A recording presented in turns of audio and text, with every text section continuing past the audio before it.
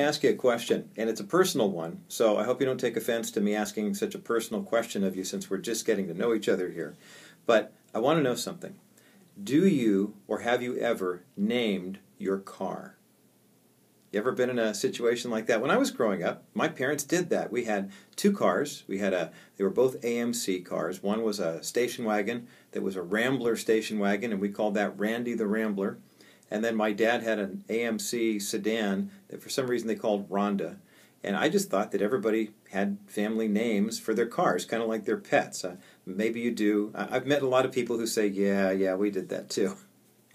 There is another car in our family that took a very, very deep significance, deep hold in my life when I was growing up, and that's a car called Mabel. Now, Mabel was a car that belonged to my grandmother, my mom's mother, and she's kind of like the spiritual foundation for me and my family. She's one of the first people outside of my parents who really talked about faith in Jesus Christ, and she was a very, very strong Christian woman. She had a 1960 Dodge Pioneer. Man, was that car a lot of fun. Light blue with a white hardtop, two big bench seats, the big old wings in the back, and big white wall tires. I mean, one of those classic looking cars. And my brother and I thought that this was just a work of art. When she passed away, that car that she bought in 1960, she died in 1984, it had 32,000 miles on it. Can you believe it? A 1960 car, it's 24 years old, 32,000 miles. I mean, she used to replace tires and oil changes in this car simply because it had been 3 years. Not that they needed it necessarily. She was just afraid everything was wearing out.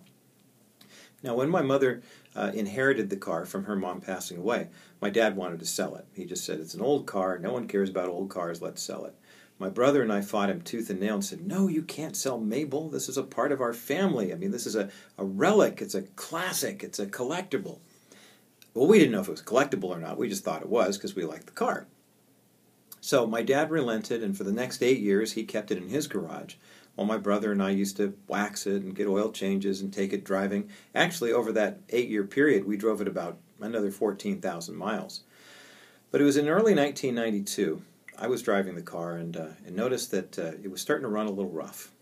It was a little sluggish, and I would take it to the mechanics for an oil change, and they'd say, wow, it's going to need a little more work. And I was envisioning things like pistons not working anymore, or the dreaded ring job, or then the death sentence for any older car, the timing chain. Right? We have timing belts now that are replaceable, but the timing chain back then, that meant you were done.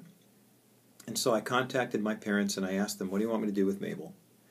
And my mom said, well, son, she's an old car and she served us well. If you can find someone to buy the car, you can sell it for whatever you want to and keep the money. And I thought, wow. I mean, I felt a little wrong selling Mabel, but at the same time, I was a young dad, had a couple small children at home, and the money was going to help, so I started looking. Now, this is before the internet, so you didn't have any opportunities to just go online and find out prices, so I really had to do some homework. And I was hoping, maybe this is one of those $100,000 cars, that would be worth a lot of money. And it would put my kids through college and all that type of stuff. Well, I found out that the Dodge Pioneer is the country cousin to the Chrysler New Yorker. And they only made it for a couple of years, which could have been a good thing. But because it wasn't terribly collectible, it wasn't worth a lot of money, maybe $4,000 or $5,000. And by the time I did find somebody who was even interested in the car, I took out ads, I put up pictures, whatever I could. By the time I did find a guy who was really interested in the car, he was a mechanic who used to work on Dodge cars. And he said, oh yeah, sure, I can do this for you. This car is really worth about $4,000. I got all excited. But then he said, but there's so much work under the hood and the engine, probably cost you about $3,500 to fix it. So why don't I give you $600 and we'll call it even.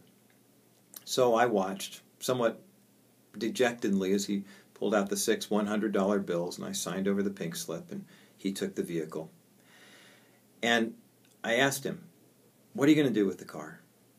Are you going to take it to the junkyard?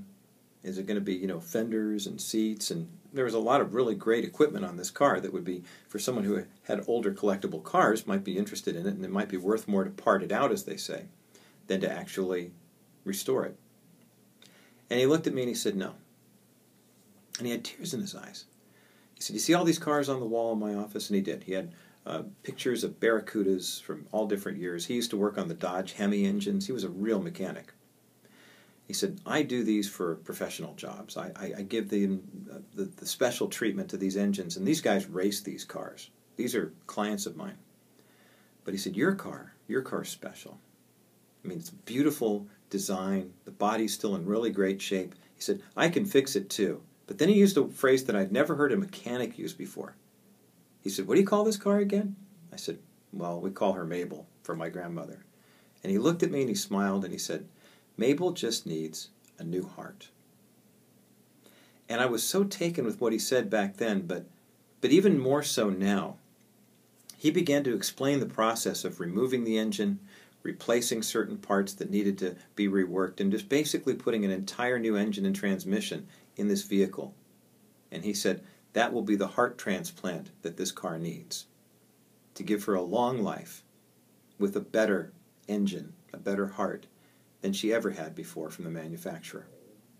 You know, in the same way, I think about what it's like for you and me as Christ followers. We are sinful people. We have sinful hearts. We have hearts of stone that are prone to sin, prone to wander from the God that we truly love and want relationship with.